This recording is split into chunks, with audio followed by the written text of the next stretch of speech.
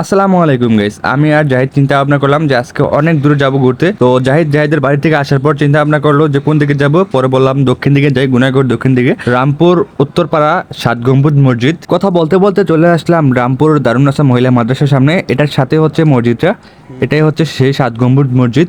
আজ থেকে প্রায় 1-1.5 বছর আগে, প্রায় 2 বছর হয়ে গেছে আমি এখানে আসছি তাবলিগে। আমাদের দেবীদের থেকে তাবলিগ এখানে আসা হয়েছিল, তার জন্য আসলে এখানে আবার আসছি। আজকে আপনাদেরকে এই মসজিদের চারপাশ ঘুরিয়ে ঘুরে দেখাবো এবং মসজিদের ভিতরের অংশটা ঘুরে ঘুরে দেখাবো যে আমরা কোথায় ঘুমাতাম এবং কি কোথায় গোসল করতাম তাবলিগে এসে। এটা হচ্ছে সেই কবরস্থান যেখানে আমরা প্রতিদিন সকালে এবং বিকালে জিয়ারত করতাম।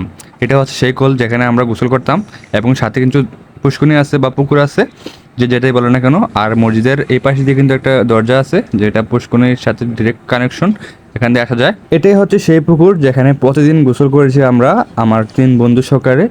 আর একটা বিষয় হচ্ছে মসজিদের সাথে কিন্তু কবরস্থান, আর এই কবরস্থানটা অনেক সুন্দর লাগে।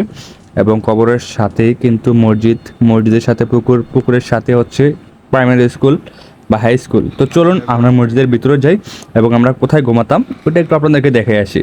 এটা হচ্ছে মসজিদের প্রথম ঢোকার প্রবেশ পথ, এটা হচ্ছে হুজুরের জায়গা, এটা হচ্ছে অজুখানা, এখান দিয়ে অজুখানা যাওয়া যায়। প্লাস এখানে হচ্ছে এটা হচ্ছে বারান্দা। এই বারান্দাতে কিন্তু আমরা কিছু কিছু মানুষ ঘুমাতাম এবং সকালে নাস্তা, বিকেলে খানা, রাতের খাবার এখানে খাইতাম। আর আমরা কিন্তু এখানে এই কোণাতে আমরা ঘুমাতাম 3 জন বন্ধু। আর এখানে মানে বড়রা ঘুমাতো। ভবিষ্যতে নাও আসতে পারি এই এলাকার মধ্যে, তার জন্য একটা ভিডিও ডকুমেন্টারি করে নিলাম। তো এই আর কি আজকের ভিডিও। তো এখন মসজিদ থেকে বের হয়ে চলে যাচ্ছি, অনেক দূরে যাব আবার। তো নেক্সট ব্লগের জন্য রেডি থাকেন, ইনশাল্লাহ আবারও ব্লগ আসবে আরেকটা। এটা হচ্ছে অনেক দূরে আবার যাব এখান থেকে। তো সবটা ভিডিও দিলেও অনেক লং হয়ে যায় ভিডিওটা। তো যাই হোক, আমার পকেটে ছিল 40 টাকা। তো এই 40 টাকা নিয়ে আসলে বাসা থেকে বের হয়েছি।